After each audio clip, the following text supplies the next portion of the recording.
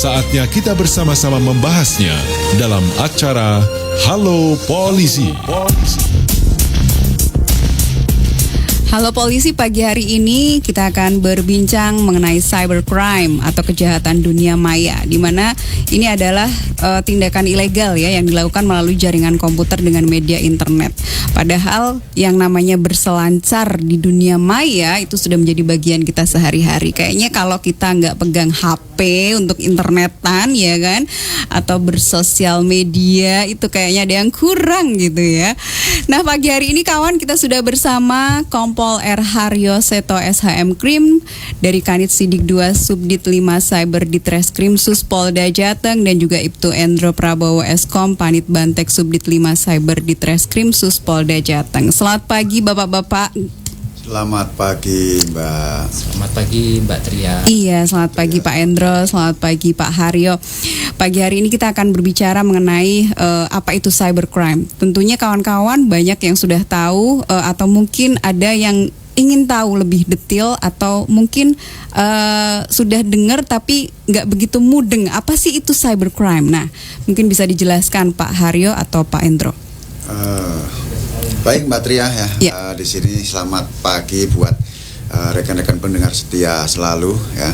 Jadi kami di sini akan memberikan sedikit banyak edukasi tentang apa itu cybercrime, kemudian kejahatan-kejahatan yang ada dalam cybercrime, agar masyarakat itu bisa paham, bisa bijak dalam bermedia sosial, bisa bersikap arif ketika berkomentar dengan yang lain, sehingga tidak muncul permasalahan hukum yang timbul di kemudian hari. Jadi sekarang ini eranya sudah bergeser Mbak Tria. Yeah. Ya, kejahatan-kejahatan yang dulunya manual, konvensional itu sekarang sudah bergeser menjadi kejahatan cyber. Karena memang dunia kita sekarang udah menginjak ke dunia milenial. Banyak sekali kejahatan-kejahatan yang terjadi di ruang cyber. Pelaku-pelaku juga menggunakan sarana media elektronik yang digunakan oleh mereka untuk melakukan tindak pidana atau kejahatannya. Jadi hati-hati kepada masyarakat, kepada pengguna media elektronik, media sosial, itu selalu berhati-hati, bersikap bijak, ya, selalu kontrol dan mawas diri agar tidak menjadi pelaku maupun korban tindak pidana cybercrime. Mungkin demikian. Ada tambahan mungkin dari Pak Endro. Menambah dari yang disampaikan oleh Pak Haryo tentang apa itu cybercrime, tadi sudah dijelaskan bagaimana pergeseran kejahatan itu terjadi. Nah, ini saya sampaikan cybercrime itu ini ada dua pengertian. Ada dua pengertian dalam arti sempit. Nah, dalam arti sempit itu yang kita sebut sebagai computer crime. Nah, computer crime itu segala perbuatan ilegal ya, yang dulu, ini pengertian zaman dulu ya, ini yang menargetkan sebuah sistem atau komputer sebagai objek perbuatannya. Nah, sesuai perkembangan zaman yang disampaikan Pak Aryo itu, sekarang perbuatan yang dilakukan oleh komputer itu tidak hanya mengarah kepada komputer, tapi sudah mengarah kepada orang. Kalau dulu arahnya komputer, sekarang ke perangkatnya gitu ya. Ya. Saat ini kalau kita bisa sebut sebagai kejahatan komputer yang berhubungan dengan apa namanya komputer. Jadi computer related crime. Ini dalam arti luas gitu. Jadi ada dua pengertian, arti sempit dan arti luas. Arti sempit ini terhadap komputer. Kemudian kalau untuk arti luasnya itu menggunakan komputer dengan sasaran bukan hanya komputer, begitu Mbak Tria. Oke, tapi sasarannya lebih luas gitu luas, ya. Oke. Dan itu tadi kawan, apa yang dimaksud dengan cybercrime? Kalau contohnya sudah ya dijelaskan ya, jadi dalam arti sempit dan juga dalam arti luas contoh dari cybercrime itu sendiri. Tapi kalau kita berbicara setiap hari gitu ya, kita menggunakan internet, tidak hanya untuk bekerja, mungkin kita untuk berhubungan dengan orang-orang di sekitar kita pun juga seperti itu. Nah, apa yang harus dilakukan, semacam filter untuk kita tidak menjadi korban dari kejahatan cyber itu sendiri? Baik Mbak Tria, coba kami akan memberikan sedikit penjelasan ya, sehingga masyarakat secara umum jangan sampai menjadi korban kejahatan dari para pelaku cyber ya. Memang akhir-akhir ini banyak sekali berbagai macam modus yang dilakukan oleh pelaku untuk mencari korban ya. Memang di sini yang kita tangani juga banyak, Mbak, modus seperti yang masih marak saat ini, yaitu penipuan online, kemudian illegal access, kemudian yang sering terjadi di kaula muda, yaitu kejahatan yang berkaitan dengan konten asusila. Ini sering kita temui, sering kita tangani. Kemudian masalah pinjaman online yang akhir-akhir ini marak. Ini agar masyarakat itu hati-hati betul ya ketika menggunakan sarana media elektronik seperti HP, karena dengan kita memegang HP, dunia ada dalam genggaman kita. Betul. Ya. Agar hati-hati betul. Ya, jangan sampai tertarik dengan aplikasi yang tidak valid, artinya itu dibuat oleh jaringan pelaku kejahatan. Ya, betul-betul. Contoh seperti sekarang ini masalah pinjaman online. Ini di sini kita sampaikan sebagai edukasi kepada masyarakat, jangan sampai mereka atau masyarakat menjadi korban. Ya, itu modus mereka banyak. Secara random, secara acak, pelaku itu menyebarkan berita muatan konten yang menarik kepada masyarakat. Tapi ujung-ujungnya masyarakat itu justru malah tidak mendapatkan pinjaman online, tapi secara tidak sadar justru bisa kontak data, file, kemudian materi uang itu yang mereka kirimkan kepada pelaku. Ini yang sering kita temui, banyak pengaduan masyarakat yang mengadu kepada kami terkait dengan masalah seperti itu. Jadi hati-hati betul apabila menerima SMS blasting ya. Selamat Anda mendapatkan hadiah, selamat Anda mendapatkan undian Shopee, Lazada. Pelaku itu mengatasnamakan berbagai macam aplikasi yang ada di HP. Jadi hati-hati, bijak, betul-betul cek and recheck. Kalau memang dia mendapatkan hadiah dari mana, dicek dulu betul apa enggak. Jangan sampai karena saking senangnya akhirnya ketika diminta untuk biaya administrasi agar barang segera dikirim, masyarakat mau langsung aja kirim 25% dari sekian ratus juta, kirim 25 juta, kirim 5 juta, barangnya nggak datang, uangnya hilang. Nah, ini hati-hati betul. Ini mungkin seperti itu Mbak Tria yang sering terjadi saat ini. Apalagi pengguna baru ya, artinya maksudnya bukan orang yang lama berselancar di dunia maya gitu, orang-orang baru yang bermedia sosial itu kan yang rentan ya dengan cybercrime. Oke, baik Pak Haryo. Jadi itu tadi kawan penjelasannya. Nanti boleh Anda kalau misalnya ingin berinteraksi ya, atau Anda ada pertanyaan atau mungkin Anda ingin tahu lebih jelas terkait dengan cybercrime ini, karena tentunya ini dekat sekali dengan kita setiap hari ya. Nanti boleh bergabung di 0813258588 500.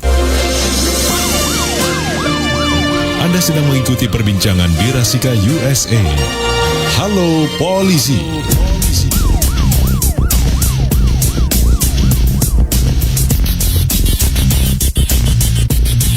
Bersama murid-muridku adalah keseharianku. Membimbing mereka, membuat mereka tersenyum. Assalamualaikum Kak. Waalaikumsalam. Kulit kakak lembut dan melangi. Bisa aja kamu.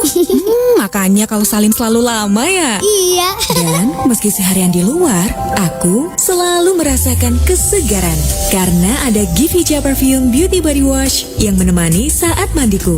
Wangi segar buah tin. Dan kelembutan buah zaitun merawat dan menyegarkan kulitku, membuatku tetap refresh kapan saja, bahkan saat tertutup hijab. Kalau udah gede, aku juga mau kayak kakak. Refresh terus. Selama yang baik-baik selalu ada di hati, pasti bisa kok. Siap Kak. Givi Perfume Beauty Body Wash baru, hijab body wash pertama dengan parfum buah tin dan kelembutan zaitun. Refresh body and mind. Ada yang barsop juga. Tebak-tebak Milku. Oke, kita langsung ke penelpon pertama.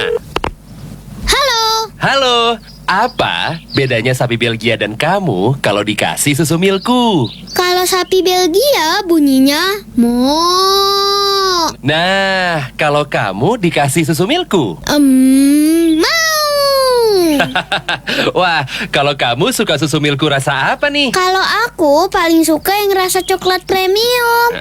Adekku suka yang rasa stroberi. Tapi dua-duanya enak banget. Wah, kayaknya susu Milku enak banget ya? Iya dong, kata mamaku, karena Milku itu susu Belgia. Betul itu, susu Milku baru, komplit sama 4 mineral, 5 vitamin, dan 25% kalsium harian. Nutrisi langkahku. Cobain sekarang, harga retail Pulau Jawa Rp3.000. Milku susu Belgiaku. Bro, kenapa lemes banget lo? Nggak sahur tadi? Sahur kok.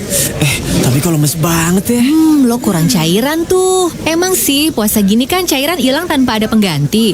Makanya, minum Isoplas 1 pas sahur dan 1 pas buka. Soalnya ada banyak alasan baik minum Isoplas di bulan Ramadan. Ionnya segerin hari lo. Siap bikin presentasi, olahraga tetap semangat, ngerjain tugas jadi lebih fokus. Lanjut nih, latihan dance jalan terus, siap meeting mendadak sama bos dan selalu siap bukber sama gebetan pas ada kesempatan. Wih, semangat banget lo. Iya dong, gua kan selalu top up ion saat Ramadan dengan minum 1 Isoplas pas sahur dan 1 pas buka.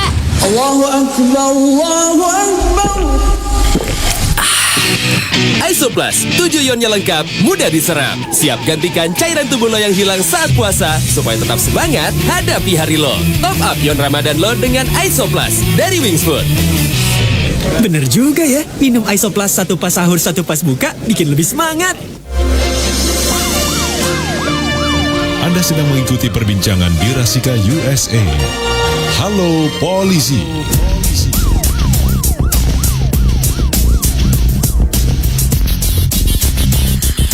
Oke, kita masih bersama kawan-kawan dari Ditreskrim Sus Polda Jateng, di mana kita masih berbincang terkait dengan cybercrime ya. Aduh, kayaknya kalau kita berbincang soal ini itu tidak hanya dalam arti sempit ya, tapi arti luas dan sangat-sangat luas karena sesuatu yang berhubungan dengan kita setiap hari dan tentunya kita sebagai masyarakat tidak ingin lah ya kita menjadi korup. Aduh, janganlah amit-amit ya, karena tadi sudah dijelaskan sama Pak Haryo marak banget dan sangat mudah sekali kita dikelabui gitu loh. Jadi korbannya juga banyak. Nah, gimana kalau kita melihat dari jenis-jenis cybercrime itu sendiri, Pak Endro? Baik, Mbak. Untuk jenis-jenis cybercrime ini semuanya ini yang diatur di Undang-Undang ITE, Mbak ya. Itu yang pertama adalah konten ilegal. Nah, konten ilegal ini ada di pasal 27 sampai dengan 29 ya, mulai dari penyebaran konten yang melanggar kesusilaan, kemudian ada perjudian di situ, kemudian ada ancaman pemerasan, penghinaan pencemaran nama baik, kemudian penipuan atau berita bohong yang merugikan konsumen dalam transaksi elektronik, kemudian ada ujaran kebencian, hate speech. Nah, itu diatur sebagai perbuatan ilegal konten atau konten ilegal. Kemudian berikutnya jenis yang kedua itu adalah illegal access. Nah, illegal access ini perbuatan mengakses komputer atau sistem milik orang lain tanpa izin. Di situ ada 3 ayat. Ya, ada 3 ayat itu gradual untuk perbuatannya dari tingkat yang ringan sampai tingkat yang paling berat. Kemudian pasal 31 itu mengatur tentang illegal intercept atau penyadapan ilegal. Jadi siapapun yang melakukan penyadapan ilegal ya tanpa hak dan sengaja ya, dengan sengaja tanpa hak melakukan penyadapan ilegal itu diatur di pasal 31. Kemudian ada yang namanya gangguan data. Ya, gangguan data ini bisa pencurian, bisa perubahan data, penghapusan, kemudian pengerusakan, itu diatur di pasal 32. Kemudian ada yang namanya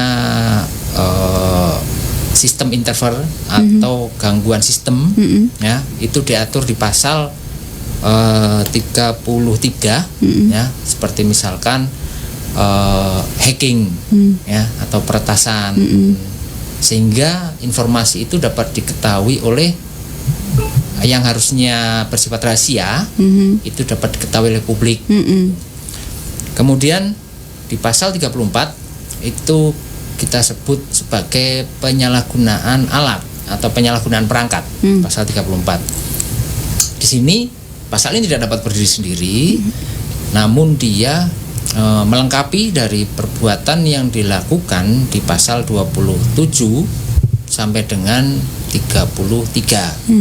Jadi mulai dari illegal akses, kemudian illegal konten, illegal intercept, gangguan data, gangguan terhadap sistem yang difasilitasi oleh penggunaan perangkat, baik perangkat lunak maupun perangkat keras. Ini diatur di pasal 34.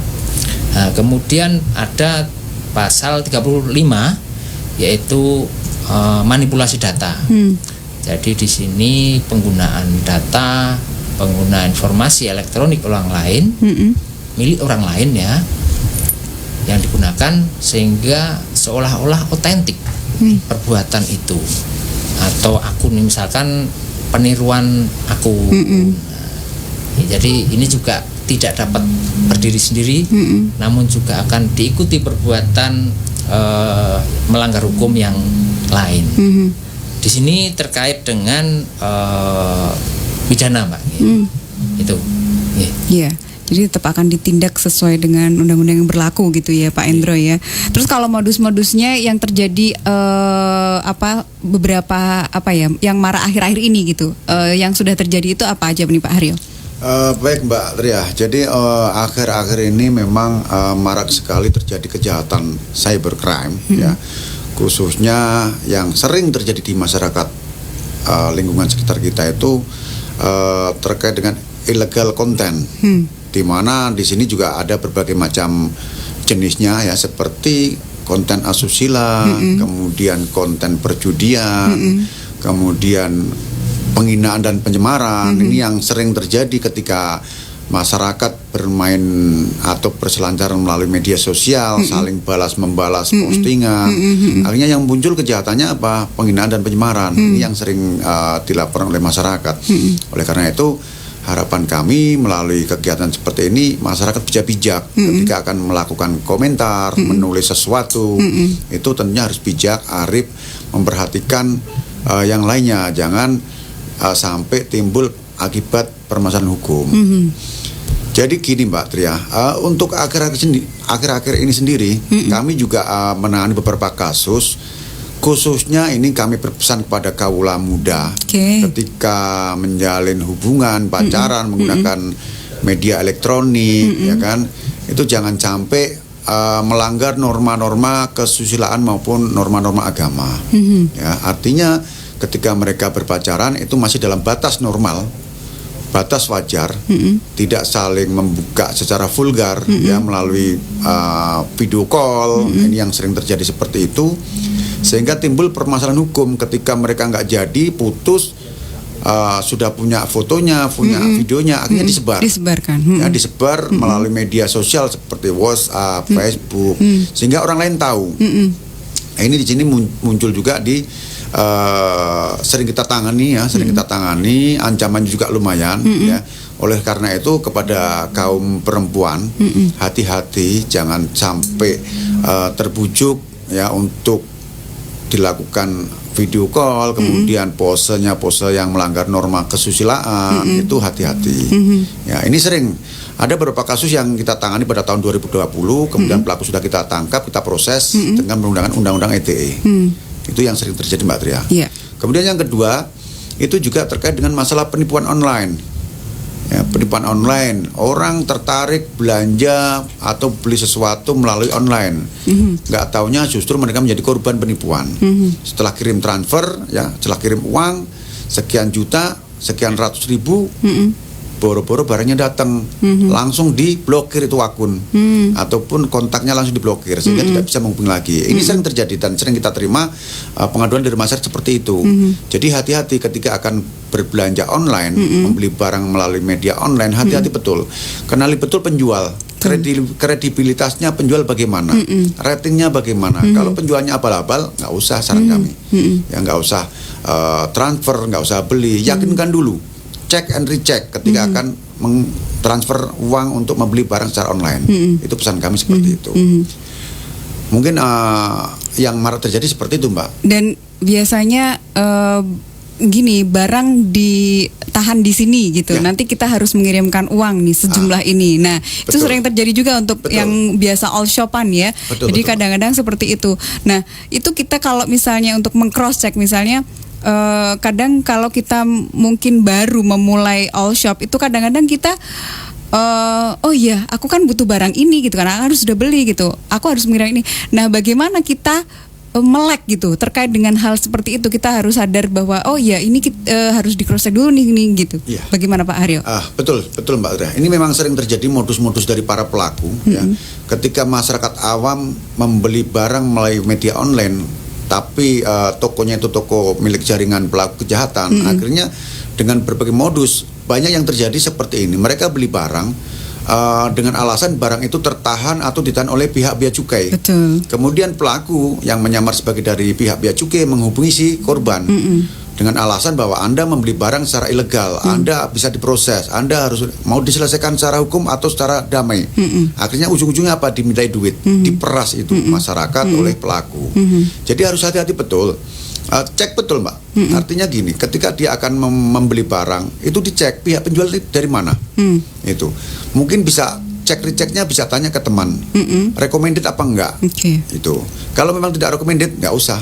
Saran kami seperti itu, karena tentunya banyak sih ya pelaku yang membuat konten atau membuat lapak-lapak secara online palsu gitu. Jadi hati-hati betul. Iya, itu tipsnya ya dari Pak Haryo, harus check and recheck. Ada yang mau ditambahkan Pak Endro? Baik Pak, menambahkan dari yang disampaikan Pak Haryo terkait penipuan online ini, ya karena memang sekarang ini modus ini penipu ini kan banyak Pak. Salah satunya tadi mengaku-ngaku orang lain, dan itu sebenarnya berjejaring ya. Impersonation namanya. Ya. Itu modus lain yaitu mengirimkan kemarin mungkin dari WA kita itu banyak bertebaran tautan link atau URL lah yang mengatasnamakan Adidas, yang mengatasnamakan Indomaret kan gitu. Anda mendapatkan voucher belanja sekian gitu. Iya, betul. Itu kalau kita sebut adalah sebagai phishing, Mbak. Nah, phishing ya. Penyebaran phishing di situ tidak langsung ada penipuan, enggak. Tapi di situ nanti yang terjadi adalah pengambilan data.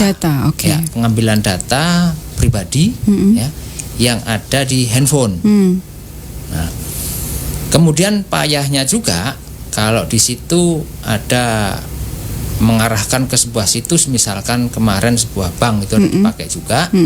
Kemudian kita disuruh login ya menggunakan username dan password, otomatis itu sebenarnya fake, ya fake, situsnya situs fake. Di situ kita data yang kita masukkan username, kemudian password kita yang kita ketikkan itu akan terdata oleh mereka, kemudian mereka akan mengambil alih akun kita. Segampang itu ya Pak Endro ya. Jadi yang penting itu kita selalu tadi sampaikan check and recheck. Kalau misalkan untuk penjual ya mestinya ya ada fasilitas tracking kan. Kalau memang ada pengiriman barang dari pengirim, pastinya juga akan mengirimkan nomor resinya kayak gini. Kemudian kode atau ID untuk dilakukan trackingnya ya.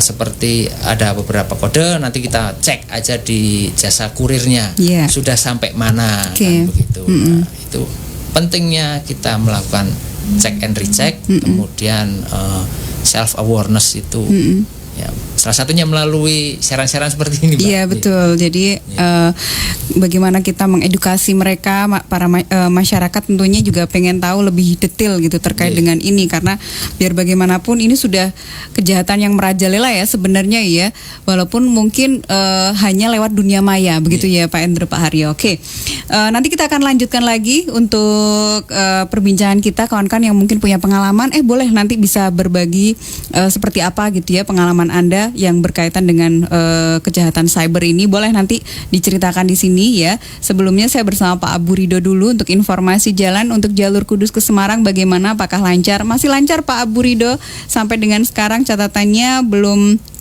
ada yang mengganggu untuk kelancaran arus lalu lintas kalau dari jalur Kudus ke Semarang, karena kalau di seputaran Sayung Bates itu adalah ketersendatan yang dari arah Semarang. Sementara info lain disampaikan juga oleh kawan-kawan di Kudus ya. Terima kasih untuk yang sudah bergabung. Nanti kita buka catatan dari Anda dan kita juga nanti akan menyimak informasi dari teman-teman di Newsroom untuk News Flash. News Flash.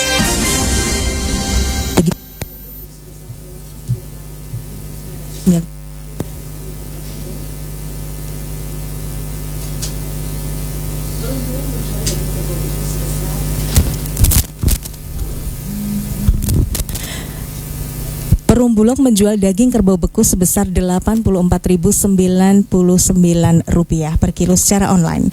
Penjualan dilakukan lewat e-commerce ipangan.com. Direktur Utama Perum Bulog Budi Wasesa atau Buas mengatakan pihaknya sengaja menciptakan layanan online untuk memenuhi kebutuhan daging yang meningkat beberapa waktu terakhir.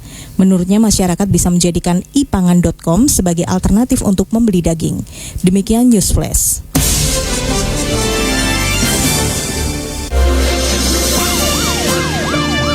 Anda sedang mengikuti perbincangan di Rasika USA.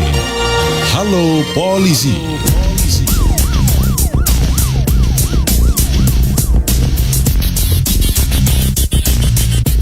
Gue Chico Jericho. Ini cerita gue dan teman waktu mancing di pulau. Gue dapat kerapu, tenggiri, kakap. Buset, barakuda. Terus mau kita panggang nih ceritanya. Apes, kita lupa bawa bumbu masak. Untung gue selalu bawa kedelai hitam spesial kecap sedap. Temen gue nanya, kecap doang bro? Emang enak? Sambil ngeledek. Singkat cerita, gue bakar ikan di atas api unggun. Penasaran? Temen gue nyamperin. Dia bilang, bray, aromanya sedap banget. Sambil lihat ikan panggang gue, dia ngomong, wih, kecapnya benar-benar hitam, caramelize lagi. Sedap nih. Terus gue bilang, itu kedelai hitam spesial kecap sedap baru. Dia main nyerobot aja. Kecapnya meresap sampai ke dalam. Gue bilang, itulah rasanya kecap dengan high quality black bean. Akhirnya kita makan bareng deh sampai kenyang. Itu cerita gue yang paling berkesan dengan kedelai hitam spesial kecap sedap yang bikin masakan selalu looks good, taste good. Kecap sedap Dari Wings Food. Opa. Annyeonghaseyo, Papa pulang. Iya, Pak. Nggak enak badan? Iya nih, tolong keroking dong Mama Ayo. Tapi takut lecet dan perih. Kalau gitu, langsung pakai Fix Swipe Wrap aja. Hah? Fix Vapor? Iya, coba oles Fix Swipe Wrap di dada, punggung, dan leher. Seperti Mama dan anak kita, Vicky. Syukur gejala batuk pileknya reda. Ya kan, Vicky? Iya, Mama Yo. Udah sini, Mama Ayo olesin badannya pakai Fix Swipe Wrap. Mulai sekarang, kalau keluarga kita kena gejala batuk pilek, langsung aja pakein Fix Swipe Wrap. Belinya di warung terdekat. Harganya cuma 5 ribuan. Wah, sensasi hangatnya bikin lega ya. Mama Yo.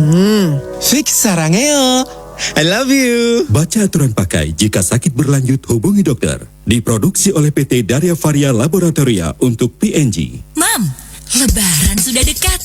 Jangan lupa sediakan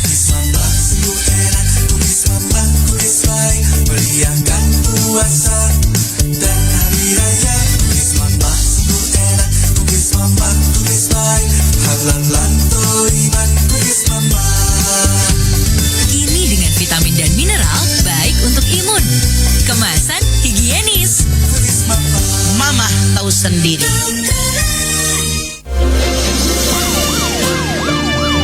Anda sedang mengikuti perbincangan di Rasika USA. Halo Polisi.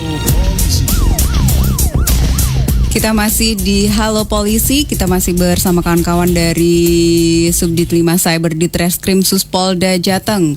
Kita masih berbicara mengenai cybercrime. Aduh, kalau ngomongin soal ini itu nggak ada selesainya ya, karena ini sangat banyak sekali marak terjadi dan sangat dekat dengan kita.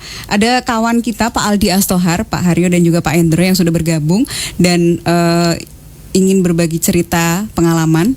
Pak Aldi Astohar sudah mengirimkan voice note-nya. Selamat siang Mbak Tria. Selamat siang. Ngomong-ngomong soal jual beli online itu Mbak Tria, kemarin saya punya pengalaman itu Mbak Tria di Lazada. Tokonya namanya Dikastor atau apa itu, jual beli handphone gitu. Saya beli handphone harga sekian gitu. Setelah transaksi malah yang dikirim sampai rumah malah sepatu itu Mbak Tria. Itu di mana itu Mbak Tria itu? Harga berapa itu padahal ya? Beli online itu. Itu pengalaman saya yang pertama, kalau bisa yang terakhir itu Mbak Tria. Kapok saya Mbak Tria. Kapok ya. Online gitu. Oke. Lebih baik yang jual beli yang nyata aja lah. Usah online. Terima kasih. Oke, terima kasih Pak Aldi Astohar. Gimana ini tanggapannya Pak Haryo atau Pak Indro terkait dengan hal ini? Ini ternyata begitu sampai barangnya beda gitu, beda banget HP sama sepatu ya kan? Ya, memang betul Mbak Tria. Jadi banyak sekali terjadi masyarakat yang menjadi korban penipuan seperti itu ya. Ketika membuka konten dijual beli, kemudian penjual tidak recommended ya, tidak atau abal-abal ya, biasanya seperti itu. Ketika kita membeli HP yang datang sepatu, ketika kita membeli HP jenisnya mungkin Samsung yang datang HP merek lain, misalnya seperti itu. Ini banyak sering terjadi. Padahal itu lewat e-commerce atau marketplace yang resmi ya, istilahnya mesti banyak yang dikenal dan sudah valid gitu ya, kan? Betul. Itu karena penjualnya kurang recommended kalau menurut kami. Ya, jadi tolong kepada masyarakat ketika akan membeli suatu barang melalui online, tadi saya sampaikan cek and recheck betul dari pihak penjual. Ratingnya bagaimana? Kalau ratingnya 0 berarti kan kurang recommended. Nah, kita nggak usah teruskan, cancel aja. Itu seperti itu Mbak Tria. Iya, begitu Pak Aldi Astohar. Ya bukan, kalau tadi bilang sih kayaknya pengalaman sekali dan sudah nggak akan lagi gitu. Akhirnya kan kita jadi seperti itu ya, punya pemikiran seperti itu masyarakat. Padahal sebenarnya ketika kita berbelanja melalui online, mungkin ada pihak lain yang diuntungkan gitu. Kita mungkin memberikan peluang atau kesempatan kepada UMKM misalnya berkembang gitu. Tapi kalau sudah dinodai lah istilahnya ya dengan hal-hal seperti itu, akhirnya kita jadi nggak mau gitu kan ya sebagai masyarakat. Oke Pak. Betul sekali Mbak. Jadi gini, kasihan juga kepada pihak penjual yang menggunakan sarana online untuk jual beli mereka. Betul. Ya, ketika dinodai oleh pelaku yang abal-abal tadi, akhirnya masyarakat kurang percaya terhadap jual beli online. Padahal banyak juga yang jujur, banyak juga yang recommended, yang betul-betul mereka niat jualan melalui online. Itu kasihan mereka, gitu. Jadi dengan adanya seperti itu pelaku penipuan online itu merugikan para pihak penjual juga yang lainnya yang betul-betul recommended gitu Mbak Tria. Iya betul Pak Haryo. Pak Endro, kalau sejauh ini ya upaya yang dilakukan oleh kawan-kawan dari kepolisian secara umum seperti apa terkait dengan cybercrime ini Pak? Baik Mbak, terkait yang upaya kami ya di kepolisian, Polri secara umum ya Mbak ya. Jadi yang pertama kami melakukan kegiatan deteksi melalui kegiatan patroli cyber. Jadi kami patroli cyber, kami berselancar ya, sama seperti rekan-rekan lain pengguna internet yang lain, suka buka-buka apa, pun juga sama. Patrolinya beda ya kalau unit cybercrime ya. Patroli cyber itu kami nggak kemana-mana gitu, tapi kami ada di mana-mana. Iya betul. Lalu, jadi kami cukup di tempat, namun kami bisa lihat hal-hal lain, yang lain kan. Nah, kemudian selain itu selain patroli cyber nih Mbak ya, kami juga melakukan upaya-upaya koordinasi dengan baik itu secara internal di kepolisian, ya. Kami koordinasi ke atas, ke satuan atas, kemudian koordinasi ke Polres juga apabila memang ada hal-hal yang perlu kita komunikasikan. Kami juga melakukan pembinaan teknis ke bawah. Itu kegiatan-kegiatan yang kita lakukan. Untuk kegiatan lain nanti akan dijelaskan oleh Pak Haryo. Oke.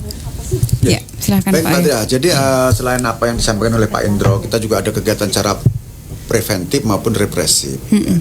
Cara preventif kegiatan yang sudah sering kita lakukan, ya, kita memberikan edukasi kepada masyarakat, entah kepada sekolah, kepada para siswa. Itu secara preventif sudah kita lakukan dan sering kita laksanakan. Kemudian kita juga membuat banner, ya, tulisan pamflet kita sebar ke masyarakat agar masyarakat paham betul. Ya, bahwa era globalisasi sekarang ini kejahatan cyber semakin marak. Jangan sampai justru mereka menjadi korban atau menjadi pelaku. Kemudian secara represif juga sudah kita laksanakan, ya, kita menerima pengaduan dari masyarakat yang menjadi korban. Kemudian kita lakukan proses penyelidikan, penyidikan, kemudian kita limpahkan ke pengadilan untuk dilakukan proses sidang sehingga pelaku mendapatkan vonis secara inkrah. Begitu, Mbak. Di samping itu juga sebetulnya dari pimpinan juga terkait dengan kasus-kasus cyber tertentu, ya, yang menyangkut ranah pribadi, itu juga sebenarnya kita memberikan ruang untuk mereka, untuk para pelapor dan terlapor untuk mediasi.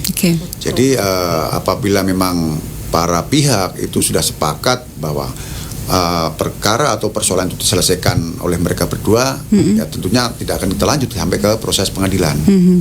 Itu namanya kita mengupayakan upaya restoratif justice. Jadi penyelesaian perkara di luar pengadilan. Berarti tidak semua diproses secara hukum. Jadi ya? tidak semua kejahatan atau proses yang kita tangani diproses secara hukum sampai ke pengadilan. Ada ruang untuk mereka lakukan mediasi untuk menyelesaikan persoalan mereka sendiri, gitu, Mbak. Oke, itu kawan. Jadi upaya kepolisian memang ya sudah sejauh itu gitu ya, dan kita pun juga tetap harus berhati-hati gitu ya, jangan sampai kita jadi korban apalagi pelaku, begitu kata Pak Haryo. Oke, nanti kita akan berbincang lagi. Kita break dulu dan kawan-kawan masih bisa berinteraksi dengan kita. Kita manfaatkan waktu 15 menit ke depan. Jadi silahkan saja Anda bisa bergabung di 081325858500. Sebelumnya Pak Freddy, terima kasih. Ada truk mogok kawan di lajur sebelah kanan depan Coca-Cola arah ke selatan, tapi untuk arus lalu lintasnya masih lancar. Terima kasih Pak Freddy untuk informasinya. Anda sedang mengikuti perbincangan di Rasika USA. Halo Polisi.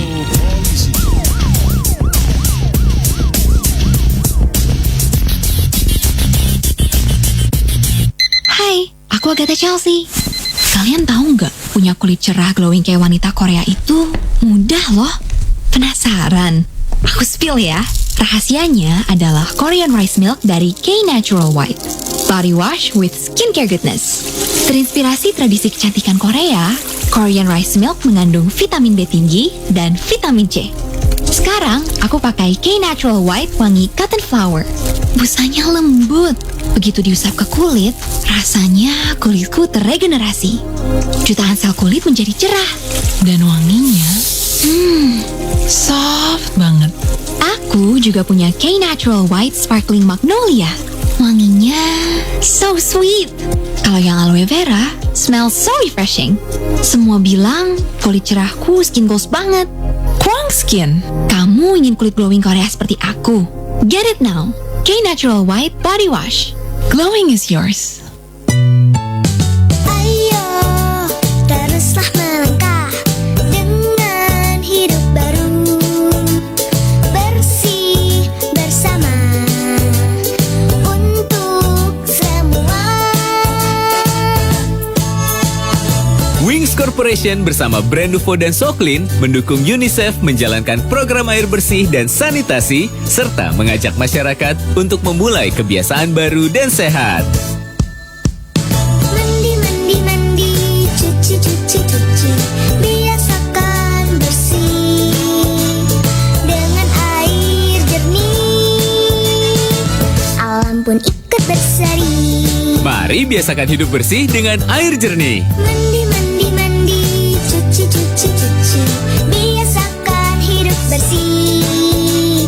Sehat di diri, berseri di hati.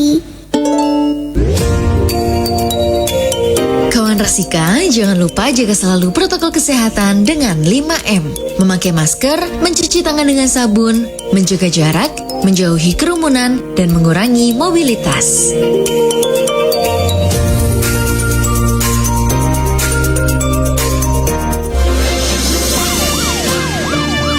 Anda sedang mengikuti perbincangan di Rasika USA. Halo Polisi.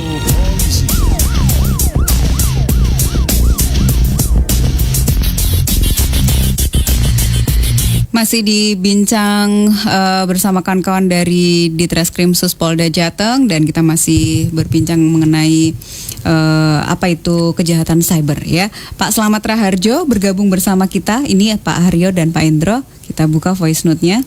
Siang Mbak Tria, menanggapi belanja online ya Mbak Tria. Ya. Mbak Tria, saya itu suka belanja online. Oke. Cuman saya online-nya itu yang memakai rekber kayak di Tokopedia, Rekening bersama di ya. Bukalapak, Shopee, Lazada dan lain-lain itu loh Mbak. Itu kan ketika kita menerima barang, pesan barang itu ketika menerima itu di unboxing, di video ya. jadi apa yang kita pesan itu kalau tidak sesuai kan kita bisa melanjutkan ke ini Mbak, komplain diskusi. Kalau unboxingnya itu benar sesuai pesanan, uang kita aman kok Mbak, kembali tidak ada masalah. Makanya yang pinter-pinter kalau belanja di all shop. Itu Mbak Tria. Baik, terima kasih Pak Slamet Raharjo berbagi pengalaman ya. Pakainya rekber atau rekening bersama begitu ya Pak Endro, Pak Haryo ya. Ada tanggapan mungkin? Baik, terima kasih Pak Slamet Raharjo. Itu merupakan tip yang jitu ya untuk menghindari kita menjadi korban penipuan secara online. Tentunya kan gitu Pak Slamet. Pengalaman kami juga seperti itu. Jadi ketika kita mau belanja secara online, kita wajib menggunakan rekber ya. Itu pun rekber yang recommended. Jangan sampai justru rekber itu yang digunakan oleh jaringan mereka, oleh pelaku kejahatan. Tetap harus waspada ya kita ya. Iya, pasti ada juga Mbak. Mereka membuat suatu jaringan, membuat rekber. Tapi seperti yang disampaikan oleh Pak Slamet, minimal dapat menekan ataupun mencegah kita untuk menjadi korban kejahatan penipuan online. Bagus sekali triknya Pak Slamet. Itu salah satu trik untuk mencegah kita menjadi korban kejahatan penipuan online. Gitu Mbak Tria. Oke. Terus ini nyambung ya Pak ya. Apa yang harus dilakukan ketika kita sebagai korban terkait dengan kejahatan cyber itu sendiri? Baik, jadi gini Mbak Tria, banyak sekali ya trik-trik agar kita terhindar menjadi korban kejahatan ya. Jadi kan di sini juga marak juga ada SMS blasting nih, yang isinya tentunya kan akan membuat masyarakat senang. Selamat Anda mendapatkan undian berhadiah 200 juta. Selamat Anda mendapatkan hadiah Shopee, pemenang pertama 250 juta. Tentunya masyarakat senang. Begitu masyarakat yang awam nggak paham bahwa dia akan menjadi mangsa dari pelaku kejahatan, tentunya akan senang. Langsung dia menghubungi kontak person yang sudah dikirim oleh pelaku.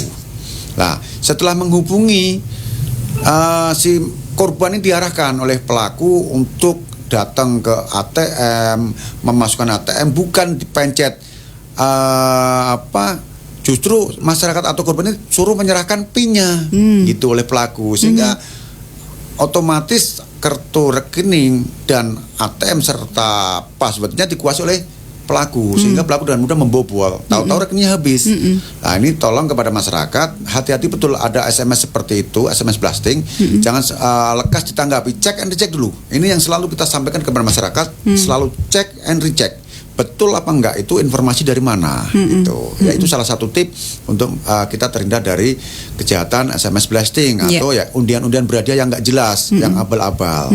Itu salah satu triknya seperti itu. Kemudian apabila rekan masyarakat mendapatkan SMS dari yang mengaku sebagai customer service dari pihak bank, cek betul, jangan sampai justru menyerahkan main klik kita ketika kita diberikan konten langsung klik, kita masuk secara tidak langsung, secara nggak sadar kita menyerahkan semua apa yang ada dalam HP kita, data kontak, nomor rekening, SMS banking, internet banking, PIN itu kita gitu ya. Iya, udah diserahkan ke mereka tanpa sadar.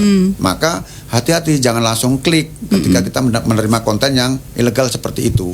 Ya, itu salah satu trik kita sampaikan kepada masyarakat, karena banyak juga masyarakat yang mengadu kepada kita, Pak, rekening saya kok habis. Loh, terus gimana yang terjadi? Saya mendapatkan SMS, Pak, konten seperti ini. Terus saya klik. Setelah klik, otomatis dia menyerahkan semua data-datanya, passwordnya, OTP-nya, diserahkan kepada pelaku. Otomatis uangnya habis, Mbak. Itu yang sering terjadi, yang kita terima banyak seperti itu. Pengaduan seperti itu ya. Nah, itu tadi apa yang harus dilakukan sebagai korban. Nah, terus bagaimana biar kita itu tidak jadi korbannya gitu loh. Apa filter yang harus kita lakukan nih untuk tidak jadi korbannya, Pak? Jadi kiat-kiat kita untuk agar jangan sampai menjadi korban, ya itu tadi, kita harus hati-hati betul ya, harus cermat ya, mensikapi media sosial yang ada sekarang ini. Harus cermat betul ya. Jangan sampai kita terperosok menjadi korban, rugi luar dalam. Nah, itu yang sering terjadi juga ya. Itu jadi kepada masyarakat, ya hati-hati betul, sikapi betul dengan bijak ya. Kemudian cermati betul setiap persoalan, jangan langsung kita main emosi, main perasaan, main klik jari kita, main ketik. Nah, itu nanti bisa muncul permasalahan hukum yang tidak kita kendaki. Gitu, Mbak. Oke, ada yang mau ditambahkan, Pak Endro? Saya melengkapi yang disampaikan oleh Pak Haryo terkait kalau kita ini sudah jadi korban, kita tuh harus ngapain sih kan gitu. Yang pertama, kalau kita jadi korban, ya kita mengumpulkan bukti bahwa kita memang korban. Apa sih yang dikumpulkan? Misalkan screenshot. Screenshot ini screenshot apa aja? Misalkan kalau dalam kasus kesusilaan misalkan, yang dikumpulkan ya percakapan antara korban dengan pelaku. Kemudian dikumpulkan juga di situ foto atau video yang dikirimkan. Kalau memang di situ ada pemerasan misalkan, ada pemerasan, yang dikumpulkan lagi apa? Bukti kirim uang atau bukti transfer. Ya. Nah, misalkan di situ ada lagi perkara illegal aksesnya misalkan. Illegal akses bahwa terjadi tindak pidana dari komputer satu ke komputer lain, mengakses dengan membobol password. Nah, catat juga di situ bahwa password yang kita gunakan sih apa. Kemudian sudah berubah. Kemudian notifikasi bahwa akun emailnya sudah tidak dapat diakses lagi, di screenshot begitu.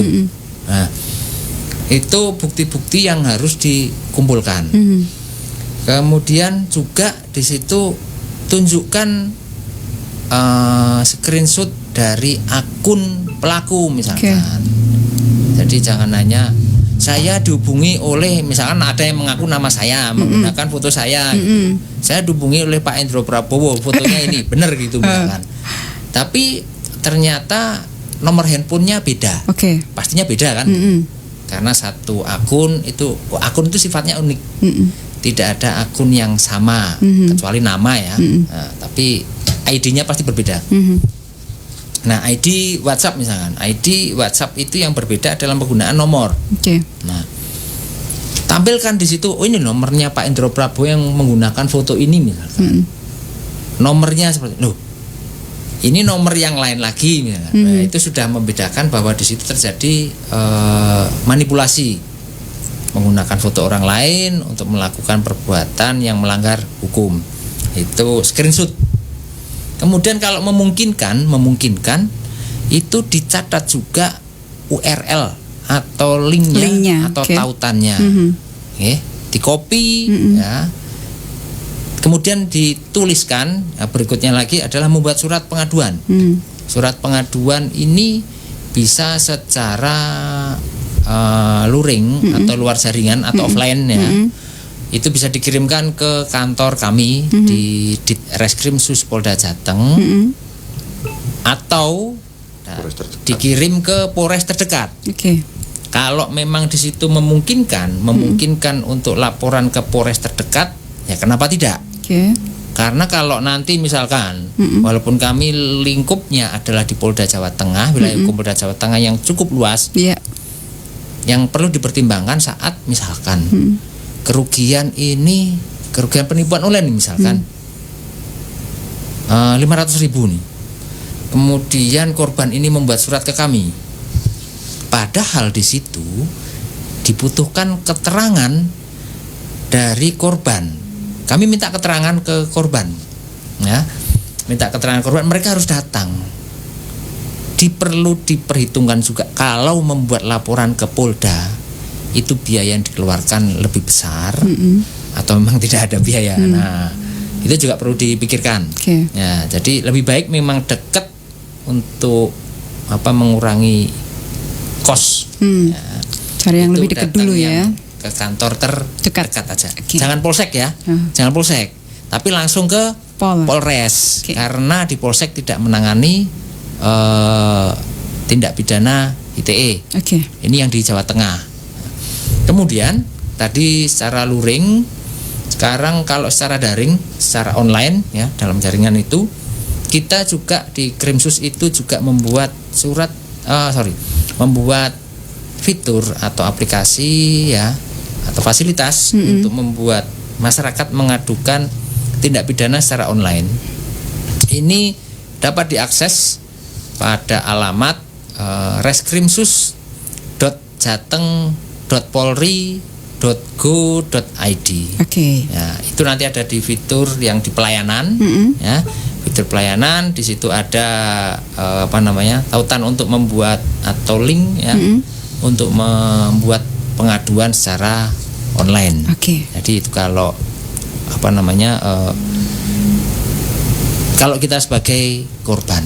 Gitu, Mbak. Baik, terima kasih Pak Endro. Kayaknya itu adalah closing statement ya. Ada Pak Ismarioto, ini hanya menanggapi aja perlunya proteksi dengan penjualan kartu perdana sehingga identitas pemilik akun diketahui. Demikian juga pihak perbankan dalam pelayanan pembukaan rekening calon customer. Karena pelaku melakukan penipuan ternyata alamat tersebut tidak ditemukan. Saya sudah pernah mengalaminya. Ini Pak Ismarioto bergabung. Terus kemudian Pak Aldi Astohar. Dan kemarin saya sudah komplain Mbak ke pembelinya itu. Nah katanya gini, ya barangnya nanti dikirim lagi aja dulu. Setelah saya terima nanti uangnya baru saya transfer. Nah saya takutnya itu Mbak, setelah barang saya kirim uangnya nggak transfer. Nah saya kesepakatan gini, suruh uangnya balikin, nanti barangnya juga saya balikin gitu. Ya saya sudah komplain sama pihak Lazadanya. Ya katanya pengen ngobrol via email. Setelah saya kasih email kok dia nggak ngirim lagi gitu, nggak ada percakapan sama saya gitu. Gitu Mbak, terima kasih. Terima kasih pengalamannya Pak Aldi Astohar. Jadi itu tadi yang seperti disampaikan Pak Haryo bahwa pentingnya cross check ya dan check and recheck. Oke. Sudah selesai perbincangan kita, tidak terasa. Jadi semoga next time kita bisa ketemu lagi ya untuk ngobrol-ngobrol lagi terkait dengan kejahatan cyber kawan, karena ini sangat dekat dengan kita dan kita juga tentunya tidak ingin menjadi korban ya. Bagaimana kita bijak menggunakan internet dan berselancar di dunia maya. Saya Tria Ardia, nanti kita akan kembali lagi di Kelana Kota. Terima kasih Pak Endro dan juga Pak Haryo sudah hadir di Halo Polisi untuk hari ini. Terima kasih.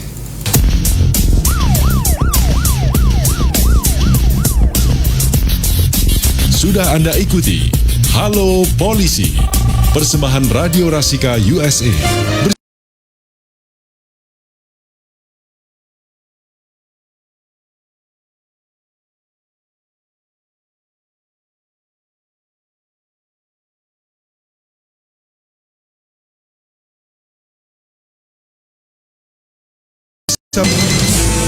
Jam 11 siang.